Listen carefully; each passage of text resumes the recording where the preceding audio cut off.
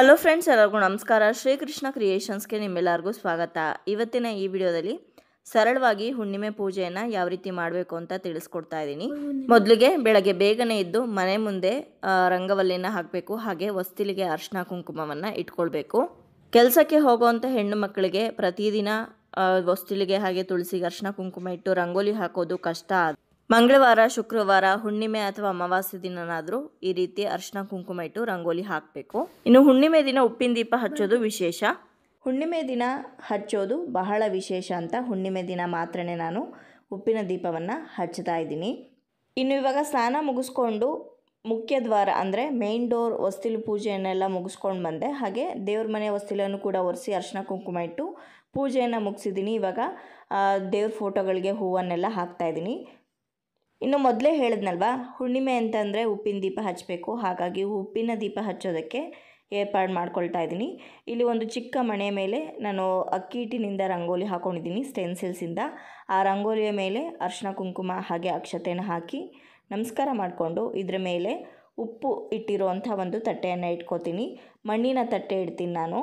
ನೋಡಿ, ಈ ರೀತಿಯಾಗಿ ಚಿಕ್ಕ ಒಂದು ಮಣ್ಣಿನ ತಟ್ಟೆಯಲ್ಲಿ ಕಲ್ಲುಪ್ಪನ್ನು ಹಾಕಿ ಅದನ್ನು ರಂಗೋಲಿಯ ಮಧ್ಯಭಾಗದಲ್ಲಿ ಇಟ್ಟು ಅದರ ಮೇಲೆ ನಾನು ತೊಳೆದು ನೀಟಾಗಿ ಅರಿಶಿನ ಕುಂಕುಮ ಇಟ್ಟಿರುವಂಥ ಒಂದು ದೀಪವನ್ನು ಇಡ್ತೀನಿ. ಆ ದೀಪಕ್ಕೆ ಇವತ್ತು ವಿಶೇಷವಾಗಿ ತುಪ್ಪವನ್ನು ಹಾಕಿ ದೀಪ ಹಚ್ತಾ ಇರುವಂಥದ್ದು. ಕೆಲವೊಂದು ಸಲ ಮಣ್ಣಿನ ದೀಪಕ್ಕೆ ತುಪ್ಪವನ್ನು ಹಾಕಿ ದೀಪ ಹಚ್ಚಿದಾಗ ದೀಪ ಸರಿಯಾಗಿ ಉರಿಯೋದಿಲ್ಲ. ಉರಿದ್ರೂ ಕೂಡ ದೀಪ ಪೂರ್ತಿ ಉರಿದೋಗುತ್ತೆ ಅಂತ ಕೆಲವರ ಕಂಪ್ಲೇಂಟ್ಸ್ ಇರುತ್ತೆ. ನೋಡಿ, ನಾನು ಈ ಕೆಲವೊಂದು ದಿನಗಳ ಮುಂಚೆ ತುಪ್ಪದ ಬತ್ತಿಗಳನ್ನು ಮಾಡಿಕೊಂಡಿದ್ದೆ. ಹೇಗೆ ಮಾಡಬೇಕು ಅನ್ನೋದು ಕೂಡ ವಿಡಿಯೋ ಮಾಡಿ ಅಪ್ಲೋಡ್ ಮಾಡಿದ್ದೀನಿ ಇದೇ ಚಾನಲಲ್ಲಿ. ನಿಮಗೇನಾದರೂ ಆ ವಿಡಿಯೋ ನೋಡಬೇಕು ಅನಿಸಿದ್ರೆ ಖಂಡಿತವಾಗ್ಲೂ ನೋಡ್ಕೊಂಡು ಬನ್ನಿ. ನಮಗೆ ತುಂಬಾ ಅನುಕೂಲ ಆಗುತ್ತೆ. ದೀಪಕ್ಕೆ ತುಪ್ಪ ಹಾಕಿ ಬತ್ತಿ ಹಾಕಿ ಅದು ಸರಿ ಉರಿದೇ ಇದ್ದರೆ ಬೇಜಾರಾಗತ್ತಲ್ವ. ಈ ರೀತಿಯಾಗಿ ಮಾಡಿ ನೋಡಿ, ತುಂಬಾ ಯೂಸ್ಫುಲ್ ಆಗುತ್ತೆ. ಇವಾಗ ಕಳಸವನ್ನು ಸ್ಥಾಪನೆ ಮಾಡ್ತಾಯಿದ್ದೀನಿ.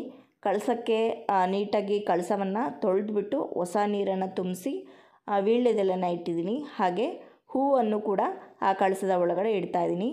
ಇವಾಗ ಕಳಸಕ್ಕೆ ಸುಗಂಧ ಭರಿತವಾದಂತಹ ಮಲ್ಲಿಗೆ ಹೂವನ್ನು ಸುತ್ತಾ ಇದ್ದೀನಿ.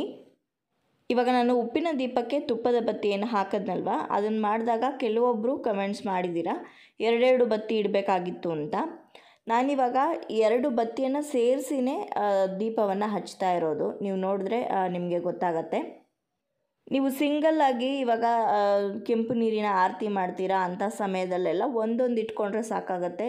ಅದಕ್ಕೂ ಅನುಕೂಲ ಆಗಬೇಕು, ಹಾಗೆ ದೀಪ ಹಚ್ಚೋದಕ್ಕೂ ಅನುಕೂಲ ಆಗಬೇಕು ಅನ್ನೋ ಕಾರಣಕ್ಕೋಸ್ಕರ ನಾನು ಒಂದೊಂದೇ ಬತ್ತಿಯನ್ನು ಇಟ್ಟು ತುಪ್ಪದ ಬತ್ತಿಗಳನ್ನು ಮಾಡಿದ್ದೀನಿ. ನನಗಂತೂ ತುಂಬ ಅನುಕೂಲ ಆಗಿದೆ. ಪ್ರತಿ ಸಲ ತುಪ್ಪ ಬತ್ತಿ ಹಾಕುವಂಥ ಅಗತ್ಯ ಇರೋದಿಲ್ಲ. ಇವಾಗ ನೋಡ್ತಾ ಇರೋ ಹಾಗೆ ಆ ತುಪ್ಪದ ದೀಪವನ್ನು ನಾನು ಏಕಾರತಿಯಿಂದ ಹಚ್ಕೊಂಡಿದ್ದೀನಿ. ಎಲ್ಲ ದೀಪಗಳಿಗೆ ಹಾಗೆ ವಿಗ್ರಹಗಳಿಗೆಲ್ಲದಕ್ಕೂ ಕೂಡ ಹೂಗಳನ್ನು ಇಟ್ಟು ಅಲಂಕಾರ ಮಾಡಿದ್ದೀನಿ. ನೈವೇದ್ಯಕ್ಕೆ ಏನು ಬೇಕೋ ಅದನ್ನೆಲ್ಲ ತೆಗೆದಿಟ್ಕೊಂಡು ದೀಪವನ್ನು ಹಚ್ಚಿ ಪೂಜೆಯನ್ನು ಶುರು ಮಾಡ್ತೀನಿ.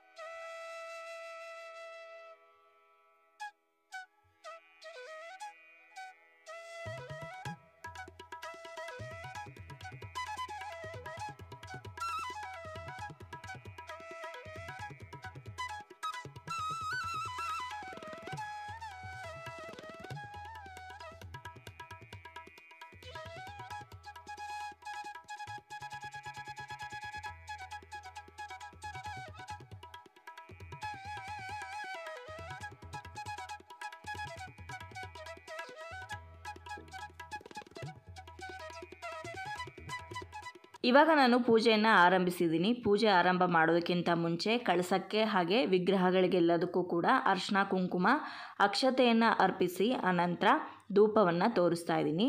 ಹಾಗೆ ಉಪ್ಪಿನ ದೀಪಕ್ಕೂ ಕೂಡ ನಾನು ಅರಿಶಿನ ಕುಂಕುಮ ಅಕ್ಷತೆಯನ್ನು ಅರ್ಪಿಸಿ ಧೂಪವನ್ನು ತೋರಿಸ್ತಾ ಇದ್ದೀನಿ. ಧೂಪ ಆದ ನಂತರ ನೈವೇದ್ಯ ಮಾಡಬೇಕು. ನೈವೇದ್ಯಕ್ಕೆ ಇವತ್ತು ಹಣ್ಣು ಇಟ್ಟಿದ್ದೀನಿ. ಏನು ಸಿಹಿ ಮಾಡೋದಕ್ಕಾಗಲಿಲ್ಲ, ಹಾಗಾಗಿ ಹಣ್ಣನ್ನೇ ನೈವೇದ್ಯ ಮಾಡ್ತೀನಿ.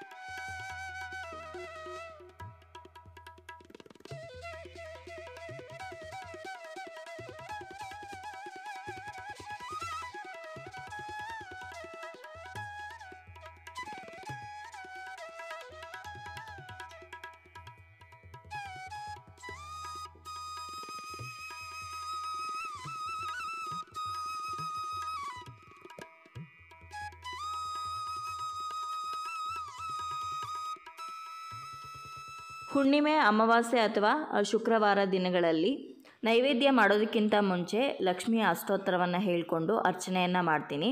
ಅರ್ಚನೆ ಮಾಡೋದಕ್ಕಾಗದೇ ಇದ್ದಂತಹ ಪಕ್ಷದಲ್ಲಿ ಕೇವಲ ಅಷ್ಟೋತ್ತರನಾದರೂ ಹೇಳ್ಕೊಳ್ತೀನಿ. ಕೆಲವೊಂದು ಸಲ ಬೆಳಗ್ಗೆ ಆದರೆ ಬೆಳಗ್ಗೆ ಅಥವಾ ಸಂಜೆ ಆದರೆ ಸಂಜೆ ಮಾಡ್ತೀನಿ. ಕೆಲವೊಂದು ಸಲ ಬೆಳಗ್ಗೆ ತುಂಬಾ ಗಡಿಬಿಡಿ ಇರುತ್ತೆ, ಸ್ಕೂಲ್ ಕಳಿಸ್ಬೇಕು, ಹಾಗೆ ಆಫೀಸಿಗೆ ಕಳಿಸ್ಬೇಕು. ಇಂಥ ಸಮಯದಲ್ಲಿ ಅರ್ಚನೆ ಬೆಳಗ್ಗೆ ಮಾಡೋದಕ್ಕಾಗಲಿಲ್ಲ ಅಂತಂದರೆ ಸಂಜೆ ಪೂಜೆ ಮಾಡುವಾಗ ಮಾಡ್ತೀನಿ.